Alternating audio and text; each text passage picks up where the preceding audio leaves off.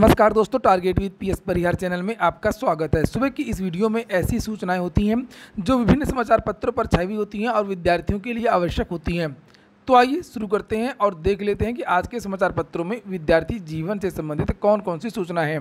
तो वीडियो को जल्दी से लाइक करते हैं, शेयर करते हैं और जिन छात्रों ने चैनल को अभी भी सब्सक्राइब ना किया हो तो जल्दी से सब्सक्राइब कर लें ताकि आप लोगों को भी इसी प्रकार के अथेंटिक अपडेट सबसे पहले मिलती है। आगे बढ़ने से पहले एक सूचना उन विद्यार्थियों के लिए जो विद्यार्थी टीजीटी और पीजीटी की तैयारी कर रहे हैं। वे सभी अभ्यर्थी सरस्वती प्रकाशन प्राइवेट लिमिटेड की ये महत्वपूर्ण पुस्तक ले सकते हैं। जैसे आप लोग यहाँ पर देख सकते हैं, ये कला की पुस्तक है। इसमें 4000 से ज़्यादा प्रश्नोत्तर दिए हुए, 20 मॉडल पेपर भी हैं और जो भी चयन बोर्ड का सिलेबस है उसके हिसाब से ये पुस्तकें तैयार की गई हैं। केवल कला की ही नहीं, सभी विषयों की ये पुस्तकें उपलब्ध है। प्रयागराज, वाराणसी, कानपुर, आगरा, लगभग सभी उत्तर प्रदेश के जो प्रमुख शहर हैं वहाँ पर आपको ये पुस्तकें मिल जाएंगी। अगर आपको ऑनलाइन चाहिए तो उसकी लिंक, कॉन्टैक्ट नंबर इत्यादि मैंने कमेंट बॉक्स में दे दिया, वहाँ पर जाकर के आप लोग मंगवा सकते हैं। आप लोग यहाँ पर देख सकते हैं हिंदी की भी उस पुस्तक है, वो भी उपलब्ध है। 12 मॉडल पेपर हैं, 5000 से ज़्यादा प्रश्नोत्तर हैं, अध्यायवार इसमें प्रश्न दिए गए हैं चैप्टर वाइज, और जो चयन बोर्ड का पैटर्न है, जो चयन बोर्ड का सिलेबस है उसी के हिसाब से पुस्तकें तैयार की गई। चलिए शुरू करते हैं अब आज की सूचना को। सबसे पहले तो बात कर लेते हैं यूपी SSSC लेखपाल भर्ती की। कल सोशल मीडिया में कल शाम से ही एक चर्चा, एक पोस्ट वायरल हो रही थी कि अब लेखपाल भर्ती 31 जुलाई को नहीं होगी, 28 अगस्त को होगी और विद्यार्थी इसको मानने भी लगे। चूँकि ये कोई बड़ी बात भी नहीं है यूपी SSSC के लिए परीक्षाओं को बदलना। यूपी SSSC लगभग प्रत्येक परीक्षा की डेट को बदलता रहता है, इसलिए विद्यार्थी परेशान रहे। मैंने कई जगह से पता करने की कोशिश किया, मेरे पास बहुत सारे फ़ोन कॉल्स आए, कमेंट्स आए मेरी वीडियोस में। मैंने पता किया है सभी विद्यालयों में जहाँ जहाँ परीक्षा केंद्र बनाया गया है, इसके अलावा यूपी SSSC बहुत सारी चीज़ों तो जानकारी ये मिली है कि जो परीक्षा है वो 31 जुलाई को ही होने जा रही है। ये जो नोटिस वायरल हो रही थी ये फेक है। आप लोग यहाँ पर देख सकते हैं, बिग ब्रेकिंग, लेखपाल की परीक्षा 31 जुलाई को नहीं होगी, अब यह 28 अगस्त को आयोजित कराई जाएगी। नोटिस कल या परसों तक आ जाएगी। तो सभी छात्र जो है अपनी पढ़ाई करें, परीक्षा आपकी 31 जुलाई को ही है। अगली सूचना है टीजीटी, पीजीटी, एलटी, लिपिक सभी पद भरे जाएंगे। माध्यमिक शिक्षा मंत्री गुलाबो देवी जी का एक बयान आया है। ये देखिए लिखा, माध्यमिक स्कूलों की होगी ग्रेडिंग। माध्यमिक शिक्षा मंत्री गुलाब देवी ने गिनाए 100 दिनों के उत्कृष्ट कार्य और यहाँ पर कहा है कि हम भरेंगे खाली पद, पुरस्कार मानकों में बदलाव होगा। सरकारी माध्यमिक स्कूलों में शिक्षकों व कर्मियों के खाली पदों का ब्यौरा एकत्र किया जा रहा है, जल्द ही इसे भरा जाएगा। प्रत्येक विषय व वर्ग के अध्यापकों को राज्य अध्यापक पुरस्कार व मुख्यमंत्री अध्यापक पुरस्कार में प्रतिभाग का अवसर मिले, ऐसी पारदर्शी व्यवस्था बनाई गई है। स्कूलों की मान्यता की प्रक्रिया भी पारदर्शी बनाई गई और भी बहुत सारी घोषणाएं इन्होंने कल की थी। दोस्तों, अगर वीडियो को आप लोगों ने लाइक ना किया हो तो लाइक अवश्य कर दें। और देखिए ये वाली जो सूचना है वो लगभग सभी समाचार पत्रों में दी गई है। भरेंगे खाली पद, पुरस्कार के मानकों में बदलाव, जबकि तदर्थ शिक्षक भरे हुए हैं। बहुत सारे जो स्कूल हैं वो बंद होने वाले हैं। अगली सूचना है उत्तर प्रदेश लोक सेवा आयोग की 7 PCS अभ्यर्थियों की इंटरव्यू तिथि बदली। उत्तर प्रदेश लोक सेवा आयोग ने 7 PCS अभ्यर्थियों की इंटरव्यू की तिथि में परिवर्तन किया है। अभ्यर्थियों के आवेदन पर आयोग ने उनके साक्षात्कार के लिए नई तिथि निर्धारित की है। अनुभाग अधिकारी अजय कुमार सिंह के अनुसार अभ्यर्थी रितेश कुमार का इंटरव्यू अब 23 जुलाई, मोहम्मद सरफराज आलम का 25 जुलाई, विनय कुमार पांडे का 26 जुलाई और अजय दाहिया का 28 जुलाई, अमिता सिंह का 23 जुलाई को अपराह्न 1 बजे और अमन जैन एवं जितेंद्र सिंह यादव का इंटरव्यू 5 अगस्त सुबह 9 बजे होगा। अच्छा, आपको लोगों को एक बात और बता दूं कि जो विद्यार्थी ARO ARO के हैं 2021 वाले, तो पूछ रहे थे कि ARO की टाइपिंग कब होगी। ARO की टाइपिंग अगस्त में ही प्रस्तावित है, चूँकि फॉन्ट के लिए नोटिस जारी कर दी गई है। लगभग 1 महीने पहले नोटिस जारी की जाती है, इसलिए आप लोग तैयारी करते हैं। 15 अगस्त के आसपास से इन विद्यार्थियों की टाइपिंग शुरू हो जाएगी।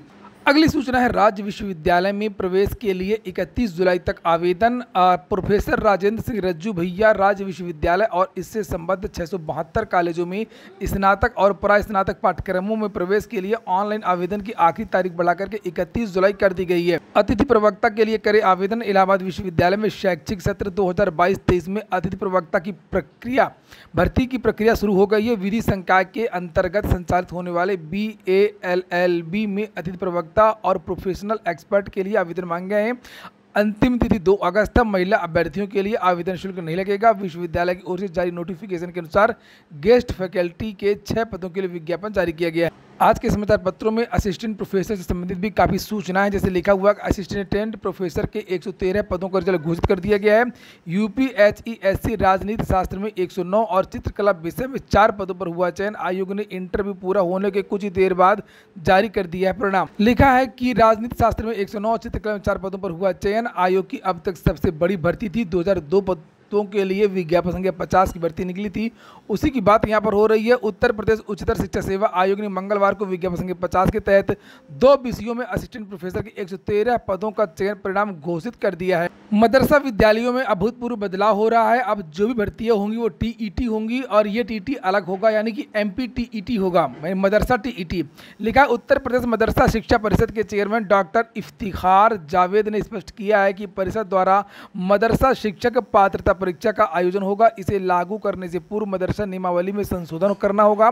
मदरसा बोर्ड के जिम्मेदार नियमावली में संशोधन पर लगातार अध्ययन कर रहे हैं। मंगलवार को जारी बयान में उन्होंने कहा था कि आगामी बोर्ड की बैठक में नियमावली में संशोधन के प्रस्ताव पर विस्तृत चर्चा होगी। अभी कुछ दिन पहले समाचार पत्रों के माध्यम से जानकारी भी दी गई थी कि अब दीनी तालीम का जो सिलेबस है वो कम किया जाएगा और मदरसों की पढ़ाई में व्यापक बदलाव किया जाएगा। अगली सूचना है, बीटीसी अभ्यर्थियों ने घेरा मंत्री आवास। 5 साल से लंबित बेसिक शिक्षा भर्ती को पूरा करने की मांग को लेकर के 200 से अधिक अभ्यर्थियों ने मंगलवार को बेसिक शिक्षा मंत्री के आवास का घेराव करके प्रदर्शन किया और सुंदरकांड का पाठ करके विरोध जताया। आवास के बाहर जुटे अभ्यर्थियों को पुलिस खदेड़ने में पहुंची। कहासुनी बढ़ने पर धक्का मुक्की हुई। बाद में पुलिस ने सभी को हिरासत में लेकर के इको गार्डन धरना स्थल पर ले जाकर छोड़ दिया। वहां मौजूद अधिकारियों ने 5 सदस्यीय अभ्यर्थियों की बेसिक शिक्षा मंत्री संदीप सिंह और प्रमुख सचिव बेसिक शिक्षा पीएस बघेल से भेंट करके वार्ता कराई। मंत्री ने भर्ती प्रक्रिया पूरी करने का आश्वासन दिया है। हालांकि गौतमपल्ली पुलिस ने प्रदर्शन का नेतृत्व करने वाले अर्पित श्रीवास्तव को देर शाम तक थाने पर बिठाए रखा है। 12,460 पदों पर यह भर्ती होनी है और इसको लेकर के अन्य समाचार पत्रों में भी बहुत सारी जानकारियां दी गई हैं। ये भर्ती पिछले 5-6 साल से लगातार लंबित है और इस पर कोई भी निर्णय सरकार द्वारा नहीं लिया जा रहा है। इसको लेकर के अन्य समाचार पत्रों में भी बहुत सारी जानकारियां दी हैं कल जो इन विद्यार्थियों ने वहां पर प्रदर्शन किया था। अगली सूचना है, पॉलिटेक्निक परीक्षा की परिणाम तो जारी कर दिया गया है और लिखा हुआ है कि पॉलिटेक्निक में दाखिले के लिए प्रवेश परीक्षा का परिणाम जारी होने के बाद अब काउंसलिंग की तैयारी शुरू हो गई है। संयुक्त प्रवेश परीक्षा परिषद 8 चरणों में ऑनलाइन काउंसलिंग कराने की बात कह रहा है, लेकिन जानकारों का कहना है कि काउंसलिंग 12 चरणों में हो सकती है। इससे छात्रों को ज़्यादा अवसर मिलेंगे और इस बार काफ़ी ज़्यादा सीटें रिक्त रहने की गुंजाइश है। मनोरंजन कर निरीक्षक संवर्ग मृत घोषित है और अब नई भर्तियां नहीं होंगी। जब से जीएसटी शुरू हुआ है और इस विभाग की कोई उपयोगिता नहीं रह गई है, इसीलिए इस पोस्ट को समाप्त कर दिया गया है। लिखा, राज्य कर में विलय के बाद आमेलन नियमावली को कैबिनेट ने दे दी है मंजूरी। राज्य सरकार ने मनोरंजन कर से राज्य कर विभाग में विलय किए गए कर्मियों की सेवा संबंधी विसंगतियों को दूर करने के लिए प्रस्तावित आमेलन नियमावली को मंजूरी दे दी है। इस संबंध में मनोरंजन कर विभाग के कर्मचारियों के सेवा संवर्गों का वाणिज्य कर विभाग में संविलयन करण नियमावली 2022 को कैबिनेट में पारित कर दिया गया है। डीएलएड प्रशिक्षुओं की लगेगी बायोमेट्रिक उपस्थिति। जनपद के बात हो रही प्रयागराज की। जनपद के सभी डिप्लोमा इन एलिमेंट्री एजुकेशन कॉलेजों में प्रशिक्षुओं व अध्यापकों को बायोमेट्रिक सिस्टम से उपस्थिति दर्ज करानी होगी। ये बदलाव किया जा रहा है और इसकी जो शुरुआत है वो 1 अगस्त से ही शुरू हो जाएगी। तो ये हो गया आज का वीडियो। पूरा वीडियो सुनने के लिए बहुत बहुत धन्यवाद।